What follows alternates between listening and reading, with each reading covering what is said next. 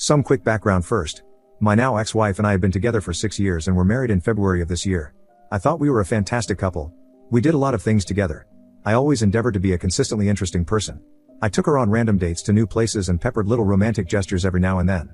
About 4 or 5 months ago, after becoming upset over the lack of friends in her life aside from me, she met a new group of friends through an online meetup group. I was super supportive of this, since one person alone shouldn't be your only source of happiness. Anyway, a month or so passes, and there seemed to be one guy in the group she began to spend more and more time with. Admittedly, I got a bit jealous, but I thought, what the hell? I trusted her completely and she's entitled to friends. I wasn't prepared to interfere in that. Weeks pass, and now she is going around to his house, which he shared with other housemates. She would apparently play board games with this guy and the other housemates and would occasionally send me pictures of what she was up to there, which helped allay some of concerns. However, by this point, red flags were beginning to pop up all over the place and my gut was telling me something wasn't right. She would spend most evenings texting this guy on her phone. She'd take her phone into the shower with her. Also, on multiple nights she would say she was tired and that she was going to bed early. Yet I'd go in to grab something from the bedroom a couple of hours later and see her still lay awake on her phone, probably talking to this guy. By this point I was feeling extremely uncomfortable with the situation. I thought the amount of time she was spending at this guy's house, particularly after spending a day out with him, was beyond inappropriate. So I decided to speak to her. I told her my concerns and that I didn't mind her being friends with this guy, but she needed to rein it in. She accused me of being jealous and needy. She told me that she enjoyed spending time with this guy and that they had a lot in common. Fast forward another week or so. She tells me she's going into town to find a present for her niece and leaves. My gut was telling me she was lying. Now, I knew where this guy lived, because I actually dropped him off after a night out one night. So I went to his house. My heart dropped into my stomach when I saw her car parked outside. I began hyperventilating and panicking. I felt drunk as I walked back to my car. On the drive home, I was crying uncontrollably. I was so out of it I almost had an accident after running a red light. When I got back, I tried to regain my composure. I paced for a while and started to calm down. Not long afterward, she called me. I asked her how her day was, and she said it was good, but she wasn't able to find a present for her niece. I wonder why. I told her to come home immediately. She asked why, and I said I needed to speak to her. When she came through the door, I asked her if she really had been into town to look for presents. She continued her pretense and lied again. I told her I knew where she'd been. Her expression turned from confusion to shock instantly. She sat down and explained to me that she'd just been around there for coffee and a chat. I asked her why she lied to me, and she said that she didn't want to compound my jealousy and insecurity. I'm still stunned that she said this. What could compound insecurity more than lying about your whereabouts and going to another man's house? She insisted that nothing at all happened, that she was considering my feelings and just wanted to be with her friend without me worrying what she was doing. Well, like the idiot I am, I believed her. By this point I was certain that I was being needlessly jealous and clingy. Little did I know that she was gaslighting me. Yet another week passes and I'm in work. She texts me to ask if it's okay with me to go around to this guy's house again after she finishes work for a coffee. She finished work a few hours before me, so I thought fine, I won't be home anyway, and told her to go for it. Later that day, whilst I was sat in traffic on the way home from work, I get another text. This time she tells me she's stopping over at his for dinner. I became incensed. I blew up at her over text, telling her I didn't want her to come back tonight and for her to just stay there. I told her that by this point it was clearly an emotional affair at the very least. She asked me why I was doing this, and I told her that I'd been putting with this for 2 months now and that the whole situation was making me feel constantly nauseous and that something was seriously wrong, for my gut was screaming at me. She pleaded with me to let her come home so we could talk. I said no and didn't speak to her again until the following night. Like the idiot I am, I texted her saying I'd made a massive error of judgment and that she could come home. When she came back, she told me that I'd seriously damaged our relationship and that she doesn't know if she could trust me again. I wanted so hard to tell her that's exactly what she did by lying a week prior, but I bit my tongue, chalking it down to my jealousy issues arising again. I apologized for my actions and things slowly started to go back to normal. Or so I thought. Around December 20th, she tells me that she was going to go to her sister's late on Christmas Eve to spend time there on Christmas Day with her and her niece and nephew. However, she wanted to spend a good couple of days with me first, and wanted us to spend the 23rd and 24th together, with that being our Christmas. I was upset that she wouldn't be here on Christmas Day, but I respected her wishes and went through with it. Those 2 days ended up being really nice. We cooked Christmas dinner together, made some snacks, watched Netflix, and snuggled. I enjoyed it so much. She was due to head off to her sister's at around 6 on Christmas Eve. I helped her pack a few things, but all of a sudden I had a realization about something. She told me her sister was due back home at around 6:30 because she was going shopping, but I also remembered that this guy finished work around 6. Immediately, my suspicion kicked into overdrive. But I tried to kick it back down. She wouldn't go to his house on Christmas Eve. She wouldn't be so callous as to leave me over Christmas, would she? I decided to once again ignore my gut and put it down to jealousy and insecurity. If I accused her of potentially doing such a thing, I could have jeopardized the relationship. So I sucked it up. Before she left, I surprised her with a few presents. They were all things I knew she'd love. She said she felt really guilty because she couldn't afford to get me anything this year. I said it was okay, and that I bought them her not because I expected something in return, but because I loved her and wanted her to have them. We kissed and she said goodbye. That was the last time I'll hopefully ever see her. A few hours after she left, I remembered I had to respond to an email, so I jumped on Gmail. Only she had left herself logged in on the computer. What I found absolutely crushed me. For whatever reason, she had downloaded the WhatsApp chat between herself and the other guy onto her Gmail. I opened it and read through. This had been going on for almost 2 months. What started out as light flirting descended into sexting. She was saying how she loved being with him and cuddling on his sofa when they watched a film. She said how she would send him dirty pictures if it'd motivate him to get home sooner. She requested pictures of him, videos of him showing off and masturbating.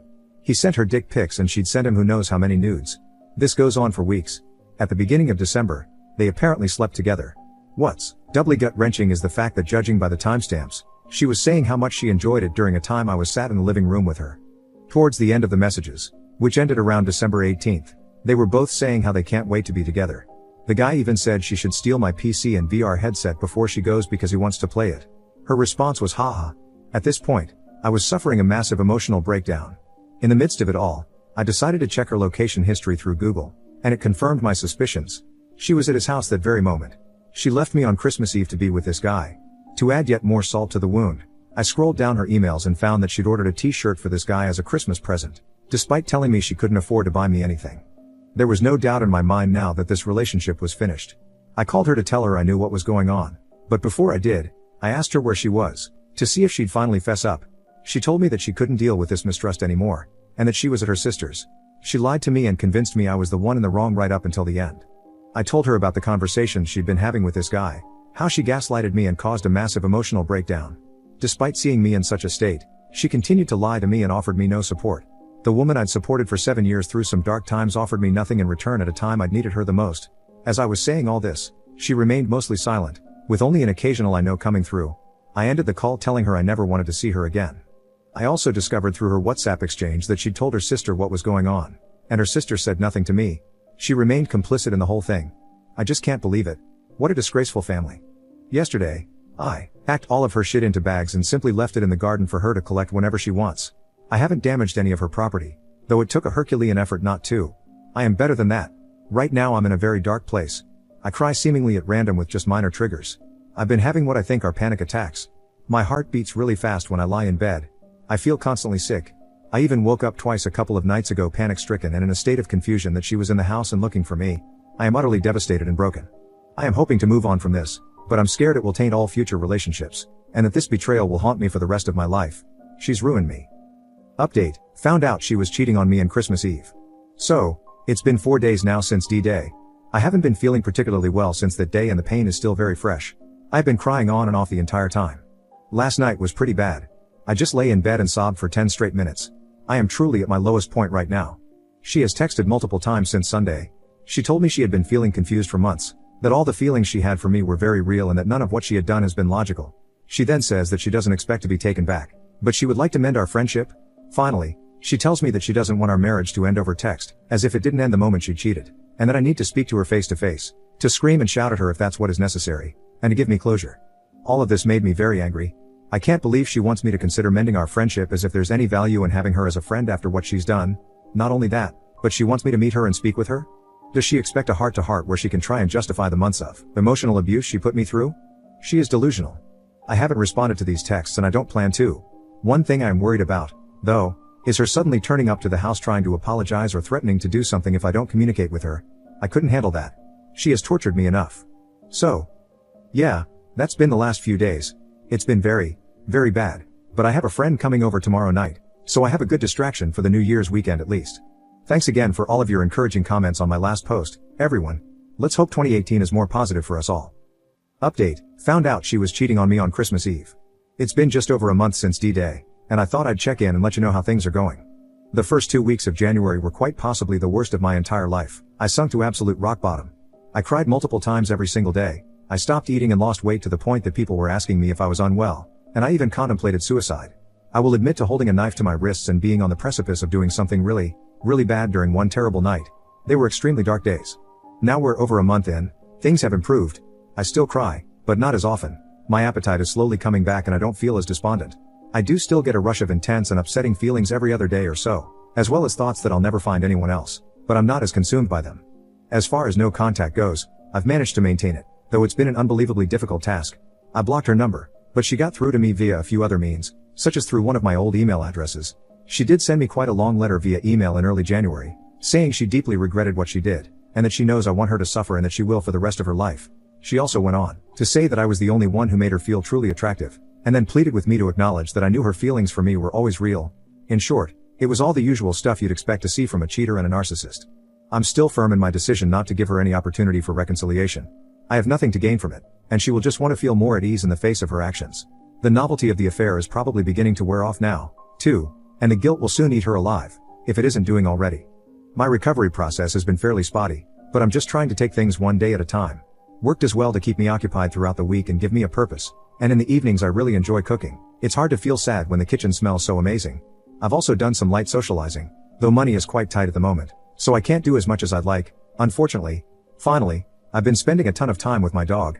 I'm so thankful for the comfort she's provided me over the last month. In the end, I think the most important things on my road to recovery have been allowing all of my grief to process, learning to accept the situation I'm in and beginning to enjoy my own company. It's undoubtedly been a tough time, and I imagine it will be for a while yet, but I feel as though I have both of my hands on the ledge now instead of just one. Thanks for reading, and I really hope you're all doing okay out there. Update: found out she was cheating on me on Christmas Eve. So, here I stand, 5 weeks removed from D-Day. At the moment, I'm still a bit scattered, emotionally at least. Sometimes I'll go for hours and hours sometimes almost a whole day without thinking about her and what she did. Other times, however, I'll see or do something that will suddenly and inadvertently trigger a powerful memory of the relationship. For example, a few days ago I was doing some tidying up around the house when I found a keepsake she had bought me many years ago, entitled, "To the Man I Love." Moments like that can sometimes bring my whole day crashing down. Throughout this ordeal, I've been coping mostly by keeping myself as busy and distracted as possible. I'll cook from scratch, binge watch TV shows, go for lengthy walks with my dog, write, play video games, etc. The hardest time tends to come when I'm in bed at night and alone with my thoughts. My mind often wanders back to that evening on Christmas Eve when I discovered she was cheating. I can sometimes become trapped in a mental loop, replaying the events over and over in my head. If my thoughts continue to drift, I invariably end up thinking about her and the other guy having sex, which quickly makes me feel physically sick and at one point brought me to the cusp of a panic attack. Again, though, these thoughts are becoming less and less intrusive as time goes on. Maintaining no contact is absolutely crucial for me at this stage. As tough as it's been not to communicate with her for over a month, and counting, the clarity it's brought me has made it more than worthwhile. It has allowed the fog to clear and for me to see the situation for what it is. I am emerging from the other side of this with my self-respect, my dignity and my values and strength of character intact. I always told my ex-wife that infidelity was an immediate deal breaker in a relationship, and that I would promptly remove anyone from my life if they were to betray me in such a way. Perhaps she thought she could use my love of her against me to reconcile, to get a second chance or to at the very least remain friends. But the situation following her affair has unfolded in exactly the way I always said it would. She made a conscious decision to betray me, and I stuck to my guns and ended the relationship instantly. My actions have earned me a ton of respect from friends and colleagues alike. They commend my strength and unwavering commitment to upholding my values. As a result, I can look myself in the mirror and truly admire the man staring back at me. A lot of people struggle with serious self-esteem and confidence issues in these circumstances, and whilst both have been damaged for me to an extent, I still hold a lot of value in myself. It helps to reiterate to myself daily that I am the prize, and that she will look for me in every man she is with in the future. But she will never find me, because I'm not replaceable. Through her selfishness she has lost a good man. I was always and always would have been loyal to her, because I loved her and respected her immensely. Unfortunately, until she confronts her own deep-rooted issues, she is destined to repeat this behavior time and again and will always live with the belief that someone else is responsible for her happiness. In the end, her actions may have knocked me down, but I'll get back up again, only this time I'll be even stronger. And remember, always love and look after yourself. After all, you're the most valuable person you know. Finally, thank you to everyone who has followed my story and offered support throughout this journey. This sub has been invaluable.